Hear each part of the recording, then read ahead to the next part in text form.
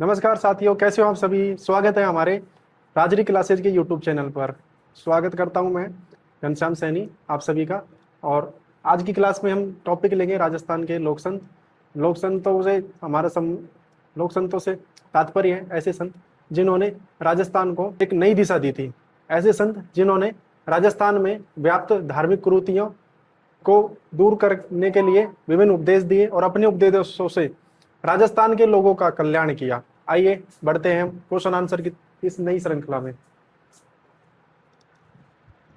देखिए साथियों, सबसे पहले क्वेश्चन में हम बात करेंगे राजस्थान के संत धन्ना की। देखिए पहला सवाल है हमारा, संत धन्ना के संबंध में निम्नलिखित कथनों में से असत्य कथन का चयन कीजिए। देखिए साथियों, सबसे पहले आपको सवाल ध्यान से पढ़ना है और उसमें जो चीज पूछी है उसको हाईलाइट कर लेना है। देखिए इस सवाल में हमसे संत धन्ना के संबंध में 4 कथन दिए हुए हैं। चारों कथनों में से जो कथन असत्य है उसका चयन हमें करना है। ठीक है, तो पहला कथन दिया हुआ है, राजस्थान में धार्मिक आंदोलन का श्री गणेश। राजस्थान में धार्मिक आंदोलन का श्री गणेश, अर्थात राजस्थान में धार्मिक आंदोलन जब शुरुआत हुई थी तो सबसे पहले राजस्थान में धार्मिक आंदोलन शुरू करने वाले कौन थे? तो वो थे संत धन्ना। ठीक है, अर्थात पहला कथन बिल्कुल ठीक कहा गया है कि राजस्थान में धार्मिक आंदोलन को शुरू करने का श्रेय संत धन्ना को दिया जाता है। अर्थात धार्मिक आंदोलन का श्री गणेश करने का श्रेय संत धन्ना को दिया जाता है। बिल्कुल ठीक है, इन्होंने राजस्थान में धार्मिक आंदोलन को शुरुआत की थी। दूसरा कथन है, संत धन्ना सगुण भक्ति धारा के प्रबल उपासक थे। ठीक है, देखिए यहां पर एक शब्द दिया हुआ है सगुण भक्ति। आइए इसको समझते हैं। देखिए एक होती है सगुण भक्ति, सगुण भक्ति, और एक होती है निर्गुण भक्ति। निर्गुण भक्ति, जहां तक हम बात करें राजस्थान में सगुण भक्ति की, तो सगुण भक्ति में भगवान की मूर्ति की पूजा की जाती है।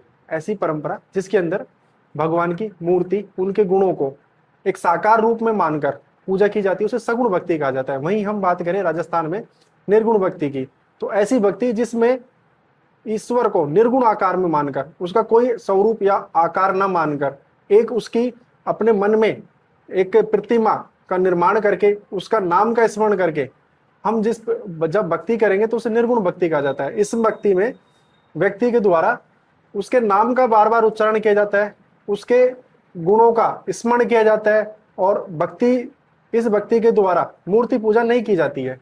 इस प्रकार की भक्ति को निर्गुण भक्ति कहा जाता है। तो जहां तक हम बात करें संत धन्ना की, तो संत धन्ना राजस्थान में निर्गुण भक्ति के प्रमुख संत हुआ थे। आइए तीसरे कथन की अगर हम बात करें, उन्होंने ईश्वर प्राप्ति का मुख्य साधन नाम स्मरण को माना है। ये भी बात बिल्कुल ठीक है, क्योंकि संत धन्ना के द्वारा अपनी भक्ति का मुख्य स्रोत नाम स्मरण माना गया था। उनका कहना यह था कि भाई हम अगर ईश्वर की भक्ति करें तो नाम स्मरण करके करें। अगर नाम, जो भी बात है जो नाम में ही है, अगर हम बार बार राम का नाम लेकर स्मरण करके उनका उच्चारण करेंगे तो हमें राम की प्राप्ति हो जाएगी, ऐसा उनका मानना था। तो उन्होंने ईश्वर प्राप्ति का मुख्य साधन ईश्वर के नाम का बार बार स्मरण करना, उसका उच्चारण करना माना था। चौथा कथन, इन्होंने अपने पैतृक व्यवसाय कृषि को नहीं त्यागा था। अर्थात इन्होंने जब भक्ति करते थे तो वो अपने गृह पर करते थे, अर्थात गृह पर रहकर भक्ति करते थे। गृह पर रहकर, घर पर ही रहकर इन्होंने भक्ति की थी। ये एक ऐसे संत थे जो वन में ना जाकर अपने घर पर अपने जो नित्य काम है उनको करने के बाद भक्ति किया करते थे। इनका जो घर पर जो मुख्य व्यवसाय था वो कृषि था, अर्थात ये कृषि कार्य करते थे, और कृषि कार्य करने के पश्चात जब इनके पास समय मिलता था तो ये भक्ति किया करते थे। आइए इनके बारे में कुछ और जानकारी प्राप्त करते हैं। देखिए साथियों, अगर हम बात करें संत धन्ना की, ठीक है, तो संत धन्ना का जन्म राजस्थान के धुवन गांव टोंक में हुआ था। 1415 ईस्वी में इनका जन्म हुआ था। ठीक है साथियों, इनका जन्म धुवन गांव टोंक, धन्ना से आप याद रख सकते हैं, धुवन गांव टोंक, 1415 ईस्वी में इनका जन्म हुआ था। इसके बाद अगर हम इनके गुरु की बात करें, इनके गुरु, तो इनके गुरु का नाम था रामानंद। रामानंद जी। देखिए साथियों, इनके गुरु का नाम रामानंद जी था, जो काशी में निवास करते थे। एक बार अपने संत धन्ना जी काशी की यात्रा करते हैं, और काशी की यात्रा करने के दौरान अपने गुरु रामानंद जी के पास जाते हैं और उनसे शिक्षा और दीक्षा प्राप्त करते हैं। उसके बाद रामानंद जी ने उपदेश देते हैं कि आप आपके घर जाइए और आप घर पर रहकर ही गृहस्थ जीवन और अपने कृषि कार्यों करते हुए आप भक्ति करिए। और एक बात और, संत धन्ना ने गुरु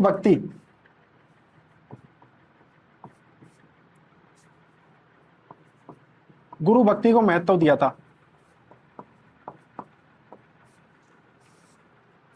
अर्थात संत धन्ना के द्वारा गुरु भक्ति को बहुत ज्यादा महत्व दिया गया था, और ये घर पर रहकर भक्ति किया करते थे। इनका जो व्यवसाय था,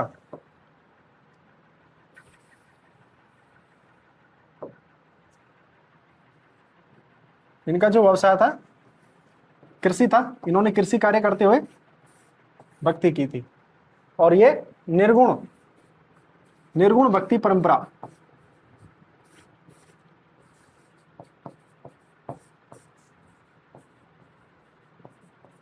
ये निर्गुण भक्ति परंपरा के संत थे। आइए बढ़ते हैं अगले क्वेश्चन की तरफ। देखिए अगला क्वेश्चन है, बाड़मेर जिले में समदड़ी गांव में संत पीपा जी के मंदिर में किस तिथि को दर्जी समाज का विशाल मेला भरता है? दर्जी समाज। देखिए साथियों, यहाँ पर बात की जा रही है राजस्थान के प्रसिद्ध संत पीपा जी की। तो यहाँ पर पीपा जी की बात कर रहे हैं, तो इन्होंने सवाल पूछा है कि इनका जो मंदिर है बाड़मेर के समदड़ी गांव में स्थित है। बाड़मेर के समदड़ी गांव में इनका मंदिर है, ठीक है। और दर्जी समाज इनके प्रमुख अनुयायी है,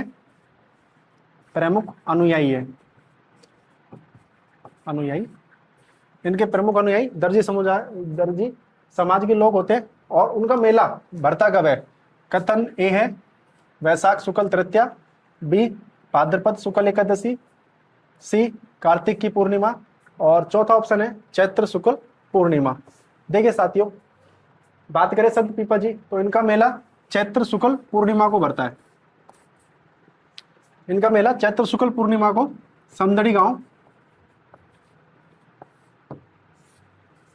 बाड़मेर,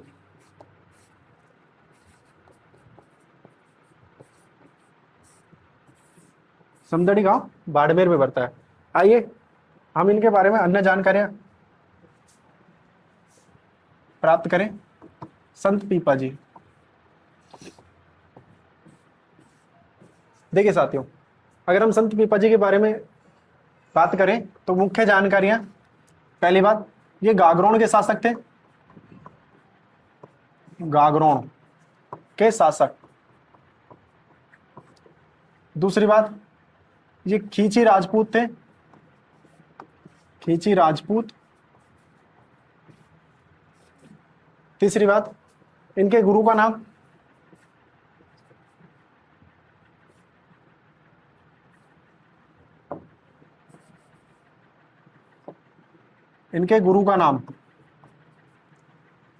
अगर हम इनके गुरु की बात करें तो रामानंद जी थे।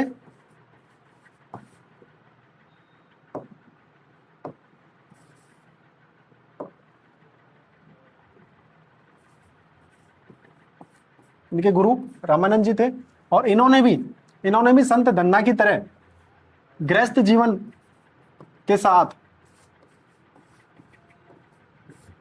इन्होंने भी गृहस्थ जीवन अपनाया था, और गृहस्थ जीवन अपनाने के साथ साथ इन्होंने भक्ति की थी। तो संत धन्ना की, जब संत पीपा की हम बात करेंगे तो गागरोन के शासक थे, खींची राजपूत थे, इनके गुरु रामानंद जी थे, और इन्होंने भी गृहस्थ जीवन के साथ साथ भक्ति की थी। और इन्होंने भी जो समाज में व्याप्त जाति प्रथा, धार्मिक आडंबरों को दूर करने के लिए उपदेश दिए और जनता को जागरूक किया। आइए बढ़ते हैं हमारे अगले सवाल की तरफ। देखिए साथियों, अगला सवाल है संत जाम्बोजी। संत जाम्बोजी के संदर्भ में निम्नलिखित कथनों पर विचार कीजिए। देखिए 3 कथन दिए हुए हैं, और 3 कथन में से हमें देखना है कौन सा कथन सत्य है, कौन सा कथन असत्य है। देखिए पहला कथन, इन्होंने अपने अनुयायियों को 29 नियमों सिद्धांतों के पालन का आदेश दिया था।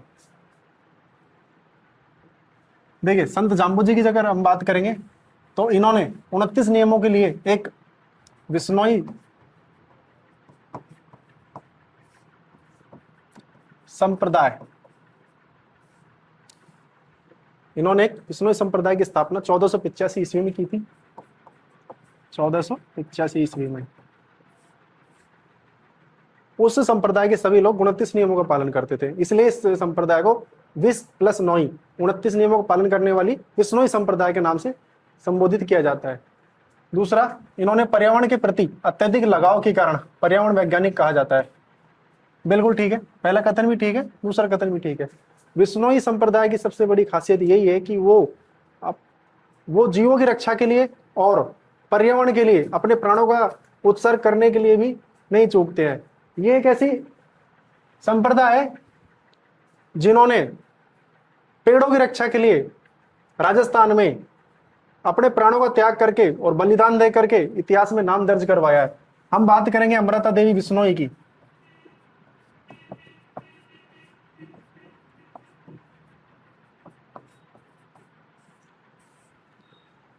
जोधपुर की एक महिला जिन्होंने वहां के राजा के आदेश मिलने पर खेजड़ी कर जब पेड़ों का कटाई की जा रही थी, इन्होंने अब वहां के सैनिकों को बोला कि पहले हमारे धड़ कटेंगे, उसके बाद यहाँ के पेड़ कटेंगे। ऐसी परंपरा रखने वाले बिश्नोई समाज जिनकी स्थापना जाम्बोजी के द्वारा की गई थी।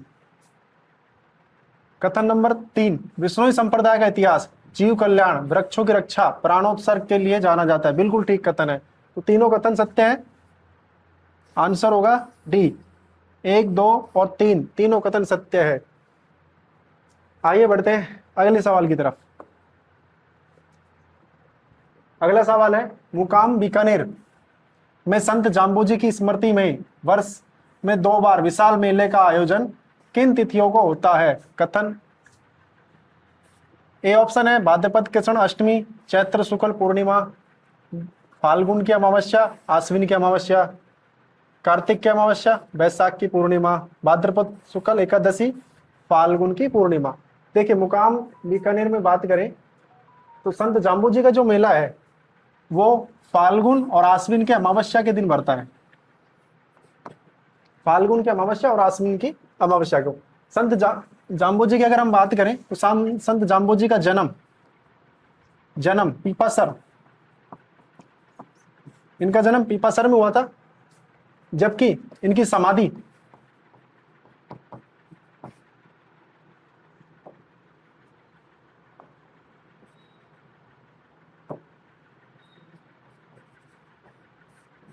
मुकाम गांव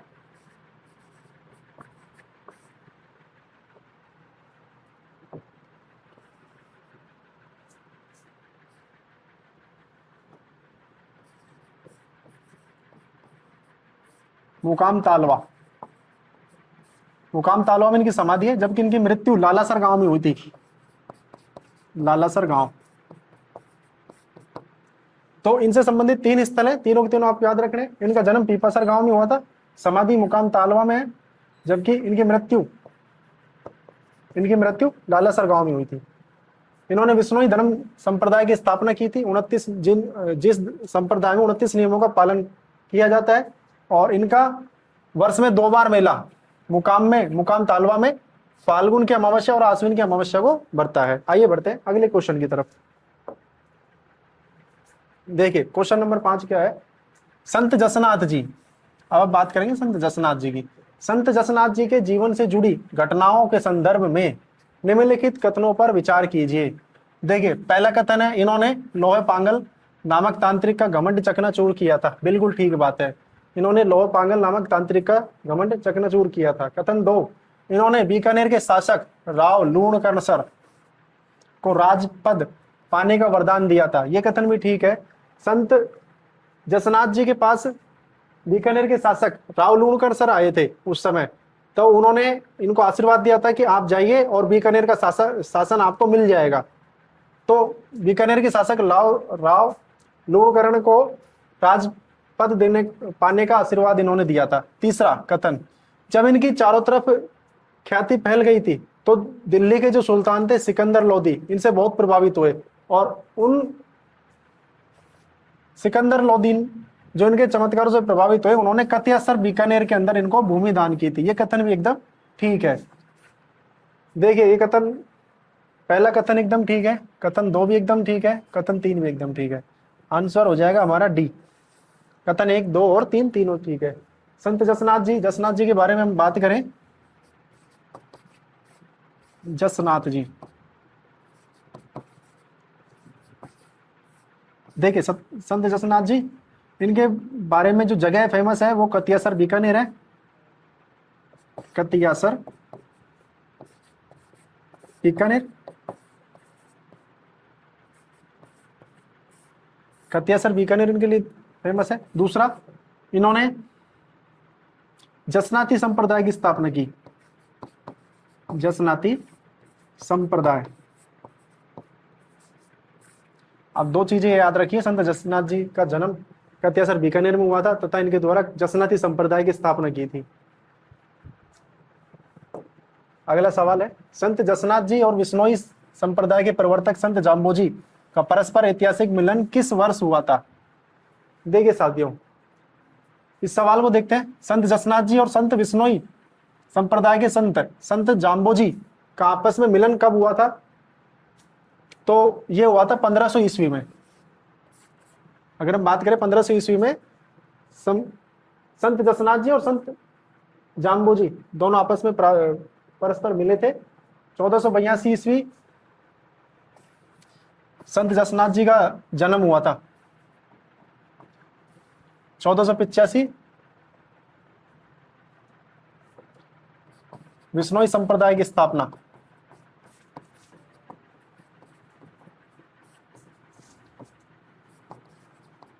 स्थापना 1500 ईस्वी में जसनाथ जी और जाम्बोजी दोनों का परस्पर मिलन हुआ था। अगला सवाल देखते हैं। देखिए अगला सवाल है, संत जसनाथ जी के उपदेश और विचार मुख्य रूप से किस ग्रंथों में सम्मिलित है, संग्रहित है? देखो संत जसनाथ जी की बात करें, संत जसनाथ जी ने जसनाती संप्रदाय की स्थापना की थी और जसनाथ जी संप्रदाय के 2 प्रमुख ग्रंथ हैं, एक तो है सिम्बुदड़ा और एक कौड़ा। ऑप्शन नंबर बी, सिम्बुदड़ा और कौड़ा, ये जसनाती संप्रदाय के प्रमुख ग्रंथ हैं। जसनाती संप्रदाय जिसकी प्रमुख पीठ कतियासर बीकानेर में है। कतियासर बीकानेर। अगर हम बात करें जसनाती संप्रदाय की तो हमें एक बात और याद रखनी है, इनके जो अनुयायी है वो मेले के दौरान अग्नि नृत्य करते हैं। अग्नि नृत्य।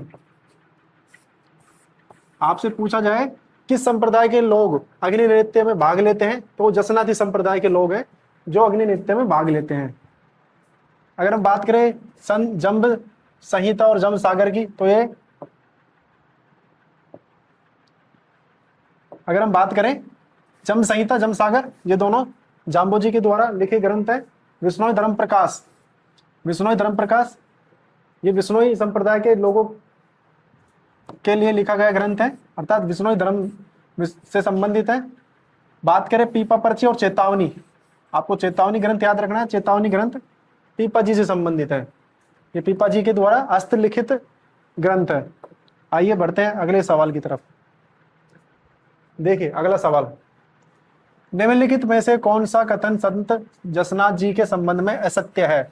हमें 4 कथन दिए हुए हैं, इनमें से असत्य कथन के बारे में पता करना है। पहला कथन है, जसनाती संप्रदाय की स्थापना, जसनाती संप्रदाय की स्थापना संत जसनाथ जी के द्वारा की गई थी। बिल्कुल ठीक है, आप नाम से भी पता कर सकते हैं, जसनाती संप्रदाय की बात कर रहे हैं तो जसनाथ जी के द्वारा इसकी स्थापना की गई है। दूसरा, इन्होंने गोरखमालिया में 12 वर्ष तक तपस्या की थी। बिल्कुल ठीक है, जसनाथ जी गोरखमालिया में गए थे, गोरखमालिया में इन्होंने 12 वर्ष तक कठोर तपस्या की थी, तब इनको ज्ञान की प्राप्ति हुई थी। उसके बाद इन्होंने जसनाती संप्रदाय की स्थापना की थी। कथन 3 की बात करेंगे, संत जाम्बोजी और जसनाथ जी का मिलन 1506 ईस्वी में हुआ। गलत है, अभी हमने बात की थी, संत जाम्बोजी और जसनाथ जी का मिलन 1500 ईस्वी में हुआ था। वहीं हम बात करें डी की, सिम्बुदड़ा, इनके उपदेशों का प्रसिद्ध ग्रंथ है। बिल्कुल ठीक है, अभी हमने बात की थी कि जसनाती संप्रदाय के लोग अग्नि नृत्य करते हैं। इनके प्रमुख ग्रंथ सिम्बुदड़ा और कौंडा है। इन जसनाती संप्रदाय की स्थापना जसनाथ जी के द्वारा की गई थी। जाम्बोजी और जसनाथ जी दोनों का मिलन 1500 ईस्वी में हुआ था, इसलिए इसका आंसर होगा सी। संत जाम्बोजी और जसनाथ जी का मिलन 1506 ईस्वी में हुआ। आइए बढ़ते हैं अगले सवाल की तरफ। अगले सवाल देखते हैं। संत लालदास जी, बात करेंगे संत लालदास जी जो मेवात क्षेत्र के प्रसिद्ध संत हुए थे, के संदर्भ में निम्नलिखित कथनों में से कौन सा असत्य कथन है? असत्य कथन हमें पता करना है। इनका जन्म मेवात, मेवात का मतलब हो गया अलवर और भरतपुर, अलवर भरतपुर के जिलों को मेवात कहा जाता है। अलवर जिले के धौलीधूप गांव में हुआ था, बिल्कुल ठीक है। लालदास जी का जन्म धौलीधूप, अलवर के धौलीधूप गांव में हुआ था। कथन 2, इनके ये गदन चिश्ती के शिष्य थे, बिल्कुल ठीक है। इनके गुरु का नाम गद्दन चिश्ती था। इनका निधन शेरपुर में हुआ था, बिल्कुल गलत है। लालदास की चेतावनी इनका मुख्य काव्य ग्रंथ है, ये भी ठीक है।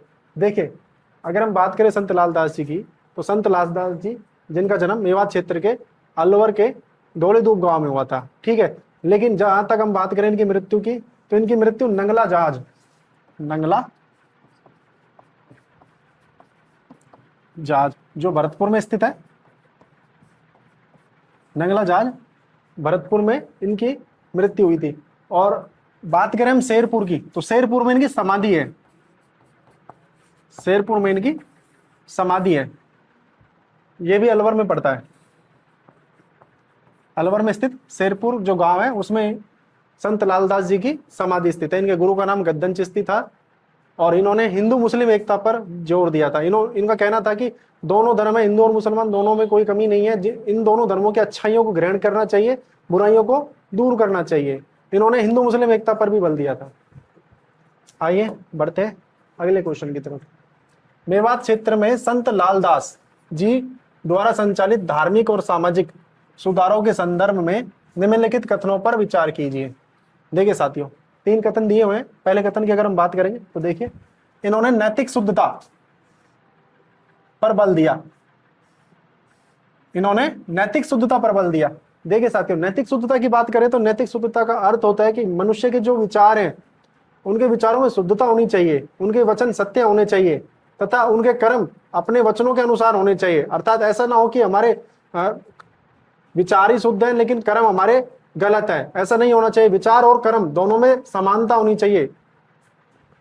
सामाजिक कुरीतियों को दूर करने का प्रयास किया, बिल्कुल ठीक है। इन्होंने हिंदू और मुसलमान दोनों जातियों में व्याप्त कुरीतियों को दूर करने का प्रयत्न किया था। इन्होंने हिंदू मुस्लिम एकता पर बल दिया था।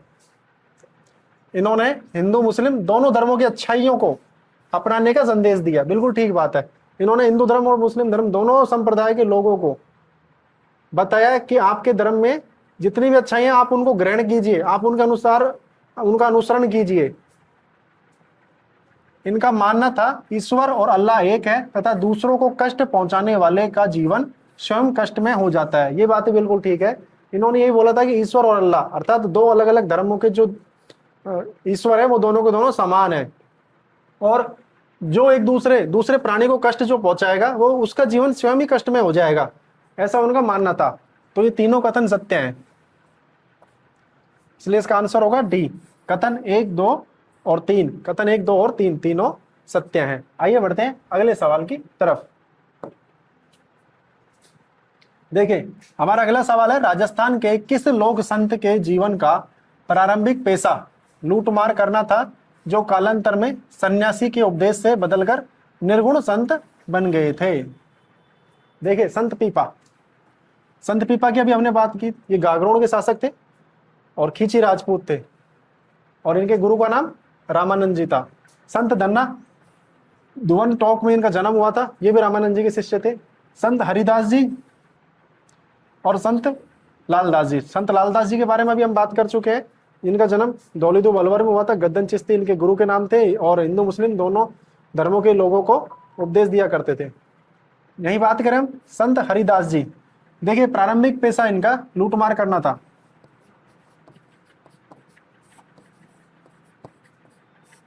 लूटमार करना था लेकिन बाद में ये एक धर्म की तरफ एक गुरु थे, उनसे उपदेश प्राप्त करके एक संत बन गए थे। इनका प्रारंभिक नाम हरि सिंह साखला था, हरि सिंह साखला। लेकिन जब इनको ज्ञान की प्राप्ति हुई तो इन्होंने अपना नाम हरिदास रख लिया। देखिए साथियों, बात करें हम संत हरिदास जी की।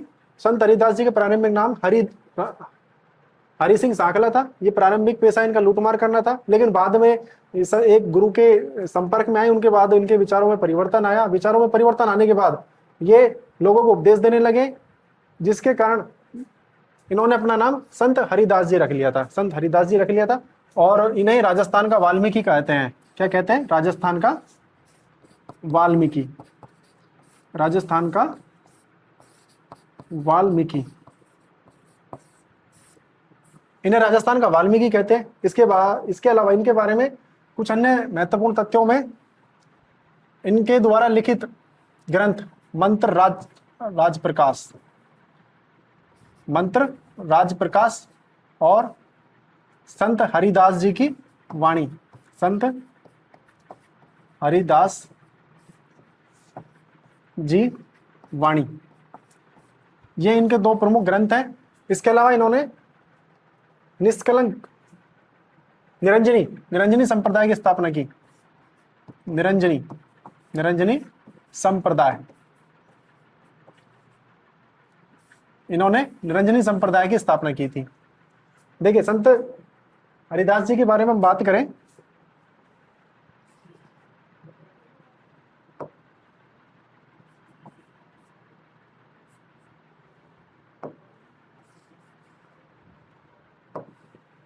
निरंजनी संप्रदाय। देखिए साथियों, आपको मुख्यतः जो संत हरिदास जी के बारे में क्या याद रखना है, इनका प्रारंभिक नाम हरि सिंह साखला था। बाद में जब ये संत बन गए तो इनका नाम हरिदास जी रख लिया गया। इनके द्वारा इनको राजस्थान का वाल्मीकि कहा जाता है। इनका प्रारंभिक पेशा लूटमार करना था। इसके साथ साथ इनके दो ग्रंथ हैं, हरिदास जी की वाणी और मंत्र राज प्रकाश, इनके दो प्रमुख ग्रंथ हैं। इन्होंने निरंजनी संप्रदाय की स्थापना की थी। आइए बढ़ते हैं अगले सवाल की तरफ। हमारा अगला सवाल है, संत दादू दयाल के संदर्भ में निम्नलिखित में से कौन सा कथन असत्य है? कौन सा कथन असत्य है? देखिए, इन्हें राजस्थान का कबीर कहते हैं, बिल्कुल ठीक बात है। संत दादू दयाल जी को राजस्थान का कबीर कहा जाता है। अगला कथन, इन्होंने अपने उपदेश सदुकड़ी भाषा में दिए। देखिए साथियों, इन्होंने संत दादू दयाल जी जब भक्तों को उपदेश दिया करते थे तो वहां की जो स्थानीय भाषा थी उसी भाषा में उपदेश दिया करते थे। ये ढूंढाड़ क्षेत्र के प्रसिद्ध संत रहे थे, तो इन्होंने ढूंढाड़ी भाषा के जो वहां की स्थानीय भाषा थी उसी भाषा में उपदेश दिए थे, जिसे सदुकड़ी भाषा बोला जाता था। ढूंढाड़ी की जो स्थानीय भाषा उसे सदुकड़ी भाषा बोला गया था। तो सदुकड़ी भाषा में इन्होंने उपदेश दिए थे। इनका देहांत सांबर में हुआ, बिल्कुल गलत है। इनका जो देहांत है वो नारायणा में हुआ था, नारायणा जयपुर। इनका देहांत नारायणा जयपुर में हुआ था। इन्होंने कर्मकांड और मूर्ति पूजा का विरोध किया, बिल्कुल ठीक बात है। इन्होंने कर्मकांड और मूर्ति पूजा का भी विरोध किया। तो यहाँ पर असत्य कथन होगा ऑप्शन नंबर सी। इनका देहांत सांबर में हुआ, क्योंकि इनका देहांत हुआ था नारायणा जयपुर। और इनकी जो अंतिम इच्छा थी कि मेरे शरीर को बहराना की पहाड़ी पर एक जगह है दादूखोल, वहां पर पशु पक्षियों के लिए खुला छोड़ दिया जाए, अर्थात इनका दाह संस्कार नहीं किया गया था। इनकी जो देह थी मृत्यु के पश्चात बहराना की पहाड़ी पर दादूखोल नामक स्थान पर पशु पक्षियों के लिए छोड़ दिया गया था। इसलिए जो संत दादू दयाल जी के जो भगत हैं वो दादूखोल नामक स्थान को पवित्र मानते हैं। दादूखोल नामक स्थान को पवित्र मानते हैं। और ये दादूखोल जो जगह है वो बहराना की पहाड़ी पर स्थित है, बहराना की पहाड़ी। संत दादू दयाल जी के द्वारा दादू पंथ की स्थापना की गई थी। दादू पंथ की स्थापना की गई थी। इनके प्रमुख ग्रंथों में दादूरा दोहा प्रमुख है। आइए बढ़ते हैं अगले सवाल की तरफ। देखिए साथियों, हमारा अगला सवाल है, मुगल सम्राट अकबर से धार्मिक चर्चा भेंट हेतु 1585 ईस्वी में फतेहपुर सीकरी की यात्रा करने वाले राजस्थान के प्रसिद्ध लोक संत कौन से हैं? कथन ए जसनाथ जी, कथन बी जाम्बू जी, कथन सी दादू दयाल जी और कथन डी लालदास जी। देखिए साथियों, हम बात करें अगर मुगल सम्राट अकबर की, तो इनसे भेंट करने के लिए राजस्थान के लोक संत दादू दयाल जी 1585 ईस्वी में फतेहपुर सीकरी की यात्रा करते हैं और उनसे भेंट करके आते हैं। तो हमारा इसका आंसर होगा ऑप्शन नंबर सी, संत दादू दयाल जी। संत दादू दयाल जी कैसे लोक संत थे? जो उस समय के वर्तमान के जो शासक थे दिल्ली के, अकबर उनसे भेंट करने के लिए फतेहपुर सीकरी की यात्रा करते हैं। आइए बढ़ते हैं अगले सवाल की तरफ। देखिए साथियों, हमारा अगला सवाल है, राजस्थान की दूसरी मीरा के नाम से प्रसिद्ध लोक संत रानाबाई का जन्म किस तिथि और स्थान पर हुआ था? देखिए, बैसाख शुक्ल तृतीया 1504 हरनावा गांव, फाल्गुन शुक्ल त्रयोदशी 1504 सांबला गांव, भाद्रपद शुक्ल त्रयोदशी 1570 ईस्वी मकराना, माघ शुक्ल एकादशी 1504 बेणेश्वर। देखिए, बेणेश्वर के बारे में हम बात करें तो बेणेश्वर सोम माही जाखम के संगम पर स्थित है। यहाँ पर बेणेश्वर धाम की स्थापना संत माओ जी के द्वारा की गई थी। ठीक है, अगर हम बात करें राजस्थान की दूसरी मीरा संत रानाबाई की, तो इनका जन्म बैसाख शुक्ल तृतीया 1504 ईस्वी में हरनावा गांव, जो कि नागौर में स्थित है, हरनावा गांव नागौर में स्थित है, यहाँ पर इनका जन्म हुआ था। आइए बढ़ते हैं अगले सवाल की तरफ। देखिए, अगला सवाल है, संत माओ जी के जीवन से जुड़ी घटनाओं के संदर्भ में निम्नलिखित कथनों पर विचार कीजिए। देखिए, संत माओ जी, इन्होंने 12 वर्ष की आयु में गृह त्याग कर माही और सोम नदी के संगम पर गुफा में तपस्या की थी। बिल्कुल ठीक बात है। जब ये 12 वर्ष की छोटी उम्र में थे तो इन्होंने अपने घर को त्याग कर दिया और माही और सोम नदी के जो संगम है वहां पर एक गुफा में गए थे। गुफा में जाने के बाद इन्होंने वहां पर घोर तपस्या की, जिसके बाद इनको गुरुवार के दिन ज्ञान की प्राप्ति हुई थी। इन्होंने संवत 1784 ईस्वी माघ शुक्ल एकादशी गुरुवार को ज्ञान की प्राप्ति हुई। बिल्कुल ठीक बात है। कथन नंबर 3, इन्होंने ज्ञान प्राप्ति वाले स्थान पर बेणेश्वर, जिसे वेणु वृंदावन धाम कहते हैं, वेणु वृंदावन धाम की स्थापना की थी। देखिए, संत माओ जी की अगर हम बात करें, पहले सवाल को देख लेते हैं। पहला कथन भी ठीक है, दूसरा भी ठीक है और तीसरा भी ठीक है। इसका आंसर तो हो जाएगा डी। कथन 1, 2 और 3 तीनों सही है। अगर हम बात करें संत माओ जी की, तो देखो इनका जन्म हुआ था सांवला गांव,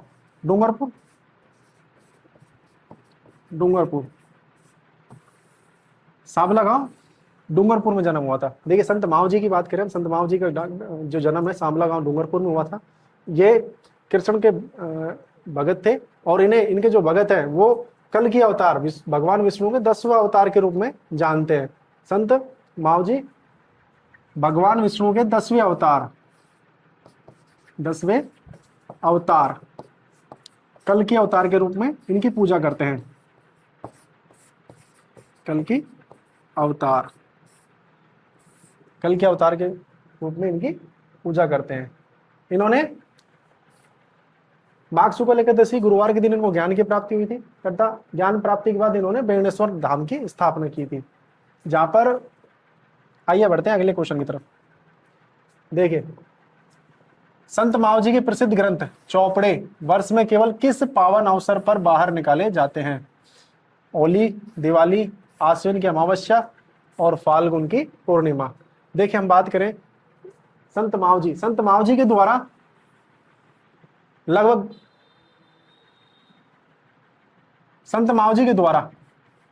5 बड़े ग्रंथों की लिखे गए थे। 5 बड़े ग्रंथ संत माओ जी के द्वारा 5 बड़े ग्रंथ लिखे गए थे, जिन ग्रंथों को चौपड़ा कहा जाता है। और ये ग्रंथ बेणेश्वर धाम में स्थित है और इन्हें केवल दीपावली के दिन ही बाहर निकाला जाता है दर्शन के लिए। और इसके अलावा ये मंदिर के अंदर ही रहते हैं। दीपावली के दिन इनको भक्तों के दर्शन के लिए बाहर निकाला जाता है। और ये चौपड़ा ग्रंथ है, इनकी स्थापना संत माओ जी के द्वारा की गई थी। आइए बढ़ते हैं अगले सवाल की तरफ। देखिए, अगला सवाल है, सूची 1 लोक संत, सूची 2 स्थल और संप्रदाय। अर्थात सूची 1 में कुछ लोक संत दिए हुए हैं, जबकि सूची 2 में उनसे संबंधित स्थान दिए गए हैं। हमें दोनों का मिलान करना है। देखते हैं। संत रानाबाई, कथन सूची में ए स्थान पर है संत रानाबाई। देखिए साथियों, संत रानाबाई है इनका संबंध है हरनावा गांव से, क्योंकि हरनावा गांव में इनका जन्म हुआ था। संत राणा भाई का जन्म हरनावा गांव में हुआ था। संत मावजी से संबंधित स्थान है बेणेश्वर धाम। संत मावजी ने बेणेश्वर धाम की स्थापना की थी, इसलिए बेणेश्वर धाम इनसे संबंधित हो गया। इसके बाद है चतुरादास पालड़ी, इनका संबंध पालड़ी है। ये चतुरादास पालड़ी के रहने वाले थे। और वहीं हम बात करें पटेल भगत, देखो पटेल भगत की अगर हम बात करें, पटेल भगत इनका संबंध संत मावजी से है। संत मावजी के शिष्य थे। इन्होंने संत मावजी को काफी सारा धन दिया था, जिसकी सहायता से संत मावजी के द्वारा अहमदाबाद से कागज मंगवाया गया था और उस पर चौपड़े ग्रंथों की रचना की गई थी। तो पटेल भक्तों का संबंध लसाड़ा गांव से है। तो देखिए पहले का दो, एक का दो, बी का 1 और सी का 3 और डी का 4। आंसर नंबर 1 सही आंसर होगा। आइए बढ़ते हैं अगले सवाल की तरफ। मीराबाई के पिता रतन सिंह राठौड़ राजस्थान के किस स्थान जागीर के जागीरदार थे? कुड़की, बाजोली, मेड़ता और खाटू। देखिए साथियों, अगर हम बात करें कुड़की की, तो कुड़की में मीराबाई का जन्म हुआ था। कुड़की में मीराबाई का जन्म। बाजोली की अगर हम बात करें तो इनके पिता रतन सिंह बाजोली के जागीरदार थे। और वही बात करें मेड़ता में मीराबाई का पनोरमा स्थित है। और खाटू की बात करें तो यहाँ खाटू श्याम मंदिर स्थित है।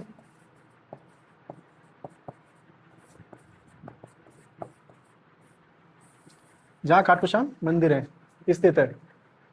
आइए बढ़ते हैं अगले सवाल की तरफ।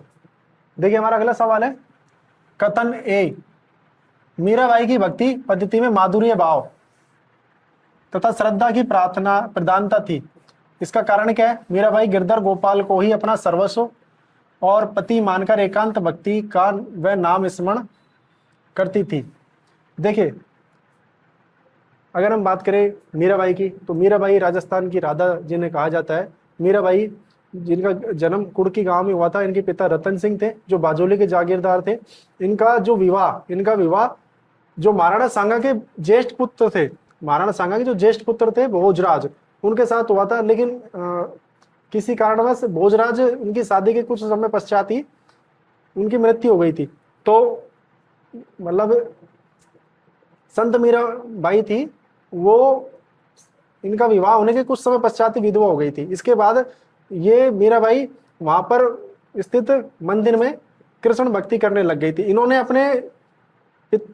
इन्होंने कृष्ण भगवान को ही अपना पति के रूप में माना और इन्होंने माधुर्य भाव और श्रद्धा से कृष्ण भगवान की भक्ति की थी।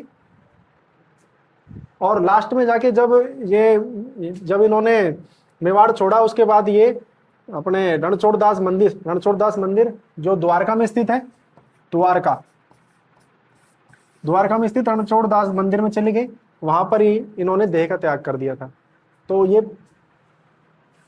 प्रश्न नंबर 19, मीराबाई की भक्ति पद्धति में माधुर्य भाव और श्रद्धा की प्रधानता थी। बिल्कुल ठीक बात है। कारण क्या था कि मीराबाई गिरधर गोपाल को अपना सर्वस्व अर्थात पति के रूप में मानती थी और उनकी भक्ति एकांत भक्ति भाव से और नाम स्मरण करके इनकी भक्ति किया करती थी। तो ये कथन और कारण दोनों सही है। तो इसका आंसर हो जाएगा ए और आर दोनों सही है। आर ए की सही व्याख्या करता है। बिल्कुल ठीक है। आइए बढ़ते हैं अगले सवाल की तरफ। अगला सवाल है संत रामचरण जी ने 1751 ईस्वी में मेवाड़ के दांतड़ा ग्राम में किस गुरु से आध्यात्मिक दीक्षा प्राप्त की थी? देखिए पहला है कृपाराम जी, दूसरा आचार्य रामानंद जी, तीसरा संत चतुरादास और चौथा संत गगन चिश्ती। देखिए अगर हम बात करें संत रामचरण जी, इनके जो संत थे उनका नाम था महाराज कृपाराम जी। महाराज कृपाराम जी से संत रामचरण जी ने दीक्षा ली थी। इसके बाद ये भीलवाड़ा चले गए थे। भीलवाड़ा के बाद शाहपुरा भीलवाड़ा में इन्होंने रामस्नेही संप्रदाय की स्थापना की थी। रामस्नेही संप्रदाय की इनके द्वारा स्थापना की गई थी। रामस्नेही संप्रदाय।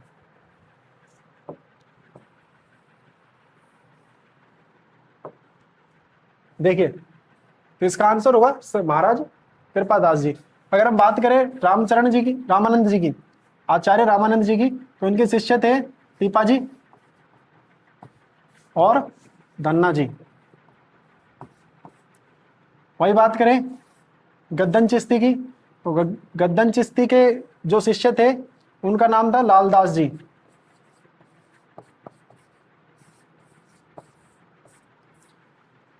आइए बढ़ते हैं अगले सवाल की तरफ।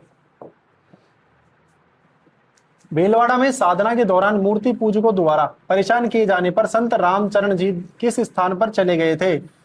देखिए कुआड़ा गांव, सोडा गांव, दांतड़ा गांव और सांबला गांव। सांबला गांव मावजी से संबंधित है, दांतड़ा गांव में इनके गुरु का स्थान था, और कुहाड़ा गांव इसका सही आंसर होगा कुहाड़ा गांव। देखिए साथियों, संत रामचरण जी दादड़ा गांव में स्थित इनके जो गुरुजी थे संत कृपादास जी से शिक्षा लेते हैं। उसके बाद ये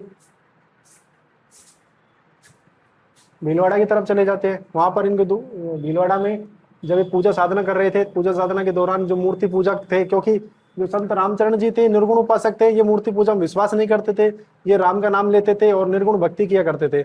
लेकिन वहां जो मूर्ति पूजक जो भगत थे, उन्होंने इसका विरोध किया कि ये तो भगवान की पूजा, भक्ति, मूर्ति पूजा तो करता नहीं है और सिंपल ये राम का नाम लेता है। तो इनका जब विरोध हुआ तो वहां से ये भीलवाड़ा से कुआड़ा गांव आ गए थे, और इसके बाद कुआड़ा गांव में ही ये तप और भक्ति करने लग गए थे। आइए बढ़ते हैं अगले सवाल की तरफ। सूची 1 रामस्नेही संप्रदाय की शाखा, सूची 2 संस्थापक से सुमेलित कीजिए। देखिए यहाँ पर रामस्नेही संप्रदाय की 4 शाखाओं के नाम दिए हुए हैं और उनके संस्थापक दिए हुए हैं, उनका हमें मिलान करना है। देखो अब बात करें शाहपुरा। देखिए शाहपुरा रामस्नेही संप्रदाय की प्रधान पीठ थी, जिसकी स्थापना संत रामचरण जी के द्वारा की गई थी। संत रामचरण जी, शाहपुरा की स्थापना संत रामचरण जी के द्वारा की गई थी।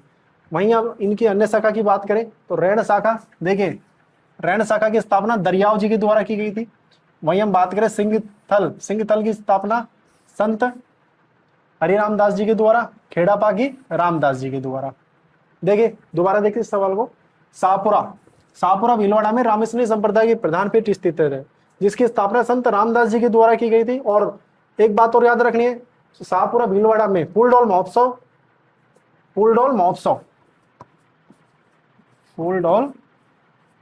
महोत्सव प्रसिद्ध है। रामस्नेही संप्रदाय की प्रधान पीठ शाहपुरा भीलवाड़ा में फूलडोल महोत्सव प्रसिद्ध है, जो रामस्नेही संप्रदाय के जो अनुयायी है उनके द्वारा मनाया जाता है। वहीं हम बात करें रैण की, रैण दरियाव जी के द्वारा स्थापित की गई थी, सिंहथल हरिरामदास जी के द्वारा और खेड़ापा रामदास जी के द्वारा स्थापित की गई। इसका सही आंसर होगा 1 का 2, बी का 1। आंसर नंबर 1 बिल्कुल सही होगा। आइए बढ़ते हैं अगले सवाल की तरफ। देखिए साथियों, हमारा अगला सवाल है महर्षि नवल राम के विचारों और सामाजिक दर्शन के संदर्भ में निम्नलिखित कथनों पर विचार कीजिए। देखिए पहला कथन है, इन्होंने समाज में व्याप्त अस्पृश्यता, सती प्रथा, पर्दा प्रथा और बाल विवाह का घोर विरोध किया था। बिल्कुल ठीक है। राजस्थान के जितने भी निर्गुण भक्ति के जितने भी संत हुए हैं, उन्होंने सबने जो समाज में व्याप्त कुरीतियां थी और धार्मिक आडंबर थे, उन सबका विरोध किया था। उन्हीं में एक महर्षि नवल राम जी भी थे, जिन्होंने समाज में व्याप्त अस्पृश्यता, छुआछूत, सती प्रथा, अर्थात कोई महिला का यदि पति गुजर गया है तो उसको पहले पति के साथ ही सती होना पड़ता था, पर्दा प्रथा, बाल विवाह, कम उम्र में विवाह कर देना, इन सब का विरोध किया था। इन्होंने देश भर में भ्रमण किया, शिक्षा के महत्व पर विशेष बल दिया, ये भी ठीक बात है। इन्होंने सगुण मूर्ति पूजा और बहुदेववाद का समर्थन किया, ये गलत है।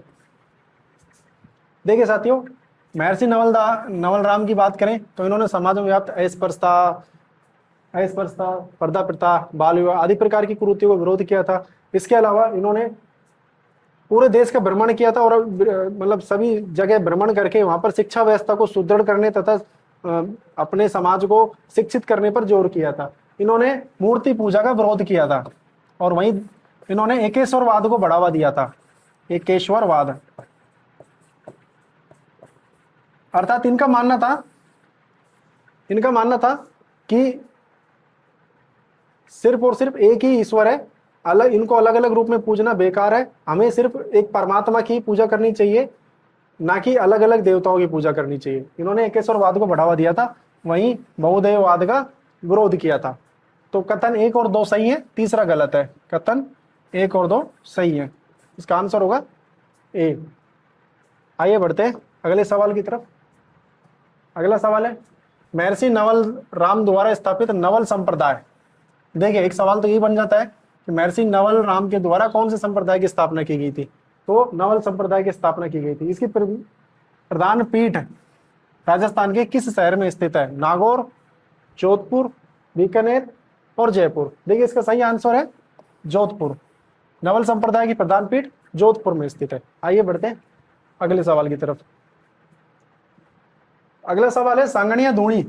सांगणिया धूणी आश्रम किस संप्रदाय का प्रमुख केंद्र माना जाता है। देखिए निरंजनी संप्रदाय, सर्वंगी संप्रदाय, नवल संप्रदाय और लालदासी संप्रदाय। देखिए अगर हम लालदासी संप्रदाय की बात करें, इसकी स्थापना लालदास जी के द्वारा की गई थी।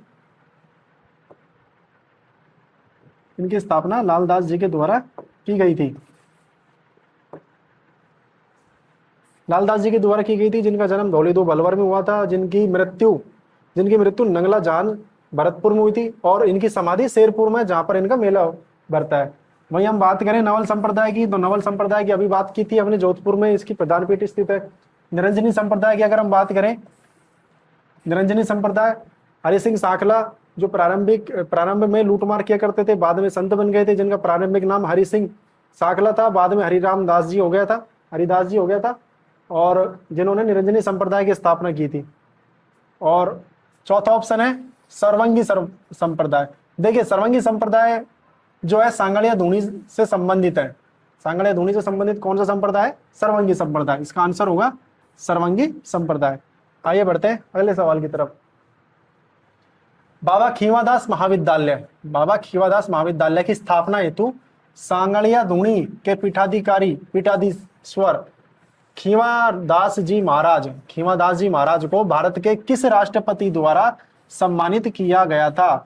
देखिए साथियों, बाबा खीवादास के द्वारा बाबा खीवादास महाविद्यालय के बनवाया गया था और ये सांगणिया धूणी से संबंधित थे। इनको इस कार्य के लिए अर्थात शिक्षा के लिए योगदान के लिए भारत के राष्ट्रपति के द्वारा सम्मानित किया गया था। पहला ऑप्शन है डॉक्टर एपीजे अब्दुल कलाम के द्वारा, KR नारायणन के द्वारा, डॉक्टर सर्वपल्ली राधाकृष्णन के द्वारा और ज्ञानी जैल सिंह के द्वारा। तो इसका सही आंसर होगा बी, KR नारायण जो भारत के राष्ट्रपति थे, इनके द्वारा बाबा खीवादास महाविद्यालय की स्थापना के लिए इनको सम्मानित किया गया था। आइए बढ़ते हैं अगले सवाल की तरफ। देखिए सूची 1 लोक संत है और सूची 2 जन्म स्थान, अर्थात इधर 4 लोक संत दिए हुए हैं और इधर उनके जन्म स्थान दिए हुए हैं। हमें चारों को आपस में मिलान करना है। देखिए पहला है संत धन्ना। देखिए धन्ना से अपन ने पहले भी याद किया था। धन्ना से यहाँ से इस दैसे याद रखिए धुवन टोंक। धन्ना का जन्म धुवन टोंक में हुआ था। ठीक है। अगर हम बात करें संत जाम्बोजी, देखिए जाम्बोजी का जन्म हुआ था पीपासर नागौर। जसनाथ जी से संबंधित एक ही जगह है जो प्रसिद्ध है, कतियासर बीकानेर। संत जसनाथ जी के द्वारा कतियासर बीकानेर। संत लालदास जी इससे संबंधित धौली दूब अलवर। देखिए 1 का 2, बी का 1, सी का 3 और डी का 4। आंसर नंबर 1 हमारा सही आंसर होगा। आइए बढ़ते हैं अगले सवाल की तरफ। देखिए यहाँ पर एक सूची दी हुई है, एक सूची में लोक संत है और दूसरी सूची में इनसे संबंधित प्रमुख ग्रंथ स्थित है। अर्थात हमें सूची 1 और उनसे संबंधित ग्रंथों का मिलान करना है। पहला संत जसनाथ जी। देखिए जसनाथ जी की बात करें तो हमने पहले भी बात की, संत जसनाथ जी कतियासर बीकानेर में इनकी प्रधान पीठ है। जसनाथी संप्रदाय की स्थापना की थी और इनके प्रमुख ग्रंथ सिंबुधड़ा और कोड़ा है। दूसरा संत हरिदास जी, इनके प्रमुख ग्रंथ तो हैं, हमने पहले बात की है, संत हरिपुरुष की वाणी और मंत्र राज प्रकाश, संत मंत्र राज प्रकाश और हरिपुरुष की वाणी। रामचरण जी की बात करें, ये आप याद रखना, संत रामचरण जी, ये मुख्यतः से आपको याद रखना है। इनके द्वारा जो ग्रंथ लिखा गया था वो था अण भवानी, अण भवानी, अण भवानी, रामचरण जी के द्वारा लिखा गया ग्रंथ अण भवानी। वही बात करें माओ जी के द्वारा, तो माओ जी के द्वारा 5 भागों में चौपड़ा नामक ग्रंथ की स्थापना की गई थी। इसका सही आंसर होगा 1 का 2, बी का 1 और सी का 4। ऑप्शन नंबर ए बिल्कुल सही है। आइए दोस्तों इस सवाल को एक बार फिर से देखें, काफी इंपॉर्टेंट सवाल है। यहाँ पर 4 संत दिए हुए हैं और यहाँ पर 4 प्रमुख ग्रंथ दिए हुए हैं, इन आपस में मिलान करना है। वही बात करें हम जसनाथ जी की, तो जसनाथ जी के द्वारा सिंबुधड़ा और कोड़ा नामक ग्रंथ रचना की गई थी। वही बात करें संत हरिदास जी की, तो संत हरिदास जी के द्वारा हरिपुरुष की वाणी और मंत्र राजप्रकाश नामक ग्रंथ की स्थापना की गई। रामचरण जी की बात करें, अण भवानी नामक ग्रंथ की रचना की गई। संत माओ जी द्वारा चौपड़ा नामक ग्रंथ की रचना की गई थी। आइए बढ़ते हैं अगले सवाल की तरफ। हमारा अगला सवाल है, इधर 4 संत दिए हुए हैं और यहाँ पर उनके गुरुओं का मिलान करना है हमें, मतलब संत और उनके जो गुरु रहे थे उनका मिलान करना है। दादू दयाल जी की बात करें तो इनके गुरु का नाम था बुड्ढन वृद्धानंद। वहीं रानाबाई की बात करें,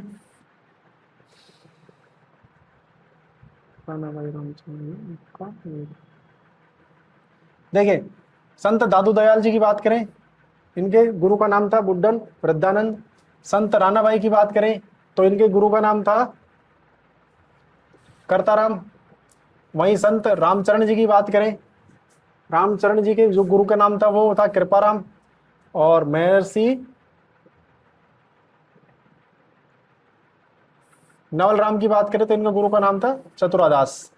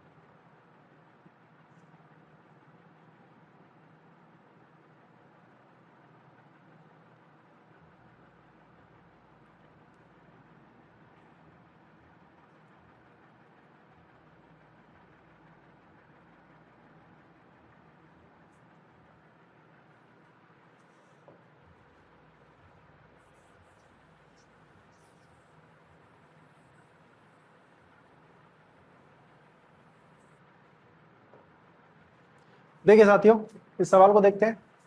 यहाँ पर सूची 1 लोक संत दिए हुए हैं, जबकि सूची 2 में उनके द्वारा दीक्षा ली गई थी, उनके गुरुओं का नाम दिया हुआ है। सूची 1 में 4 संत दिए हुए हैं, जबकि इनके 4 गुरुओं के नाम दिए हुए, हमें इनका मिलान करना है। देखिए अगर हम बात करें संत दादू दयाल की, तो संत दादू दयाल जिनके गुरु का नाम था बुड्ढन या वृद्धानंद। संत रानाबाई की अगर हम बात करें तो इनके गुरु का नाम था चतुरादास। वहीं संत रामचरण जी की बात करें तो इनके गुरु का नाम था महाराज कृपाराम जी। और महर्षि नवल राम की बात करें तो इनका गुरु का नाम था संत करताराम। देखिए इसका आंसर होगा हमारा A4, B3, C2 और D1। आंसर नंबर 1 इसका सही आंसर होगा। आइए बढ़ते हैं अगले सवाल की तरफ। देखिए साथियों हमारा अगला सवाल है, महर्षि नवल राम तथा नवल संप्रदाय, महर्षि नवल राम और नवल संप्रदाय के संदर्भ में निम्नलिखित कथनों पर विचार कीजिए।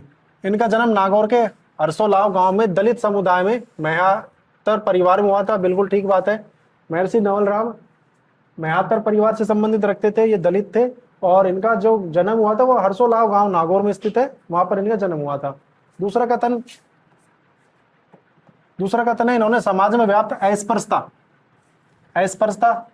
सती प्रथा, पर्दा प्रथा, बाल विवाह जैसी कुरीतियों का विरोध किया था। बिल्कुल ठीक बात है, संत जो नवल राम जी थे उन्होंने समाज में व्याप्त अस्पृश्यता, छुआछूत उच्च और निम्न जातियों के बीच में जो भेदभाव हो रहा है उनको दूर करने में इनका बहुत बड़ा योगदान था। इन्होंने बाल विवाह, पर्दा प्रथा जैसी कुप्रथाओं को समाज के जो लोग थे उनको जागरूकता फैलाई और बोला, इनको समझाया कि ये प्रथाएं आपको छोड़नी चाहिए।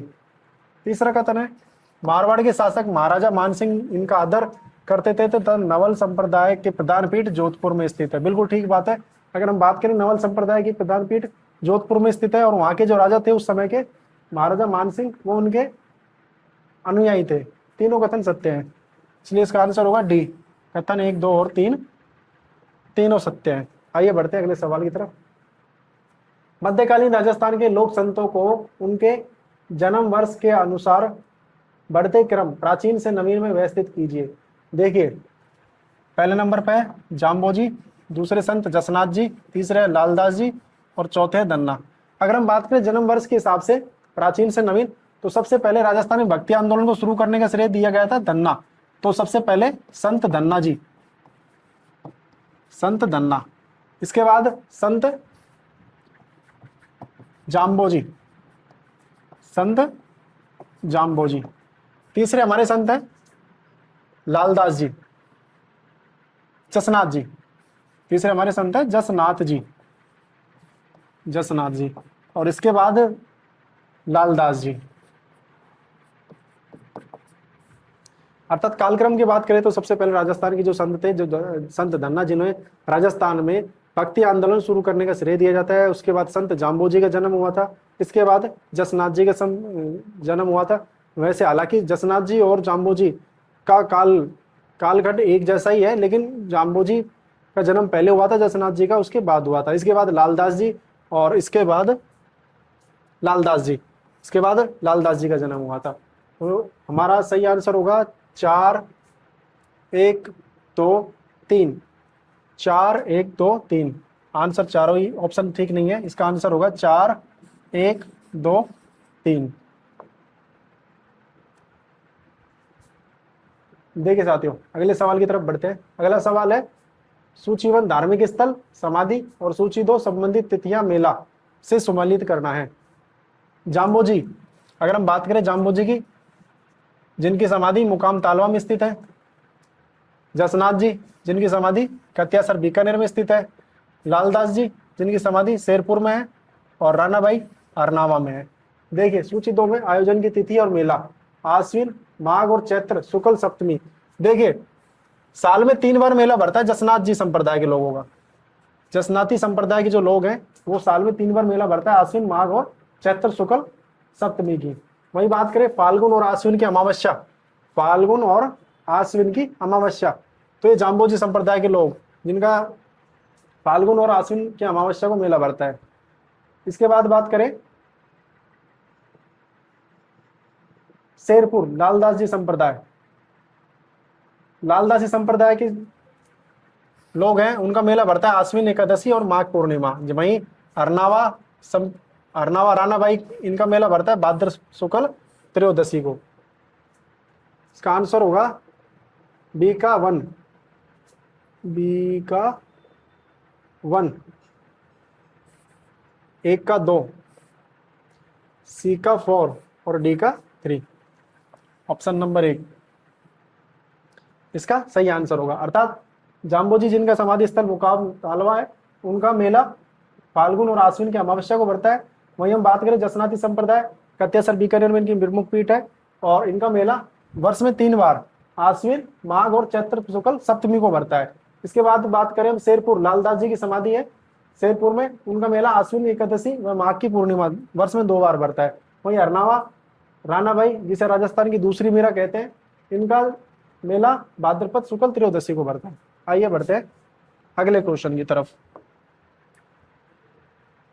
साधो भाई हम निर्गुण निधिदारा, नाम अनाम में नाही, अबे अखंड स्वरूप हमारा, पंक्तियां किस लोक संत से संबंधित है। देखो साथियों, साधो भाई हम निर्गुण दीदारा, नाम अनाम में नाही, अबे अखंड स्वरूप हमारा, पंक्तियां किस लोक संत से संबंधित है। महर्षि नवल राम, संत दादू दयाल, संत रामचरण, संत हरिदास। देखिए, ये जो पंक्ति है वो महर्षि नवल राम से संबंधित है। महर्षि नवल राम, जिनको द्वारा नवल संप्रदाय की स्थापना की गई थी, जिनकी प्रधान पीठ जोधपुर में स्थित है। आइए बढ़ते हैं अगले सवाल की तरफ। हमारा अगला सवाल है, शाहपुरा में किस नरेश ने संत रामचरण जी को आमंत्रित कर उनके रहने हेतु एक छतरी का निर्माण करवाया तथा एक मठ की स्थापना की? देखिए, शाहपुरा शाहपुरा भीलवाड़ा में स्थित है, जहां पर रामचरण जी के द्वारा रामेशनी संप्रदाय की स्थापना की थी, जहां पर फूलडोल महोत्सव मनाया जाता है। देखिए, इनको शाहपुरा में एक छतरी का निर्माण करवाया था, उस राजा का नाम है नरेश रण सिंह। जो शाहपुरा के उस समय नरेश थे, रण सिंह, उनके द्वारा शाहपुरा में संत रामचरण जी को आमंत्रित किया गया था और उनको रहने और तपस्या करने के लिए एक छतरी का निर्माण करवाया गया था।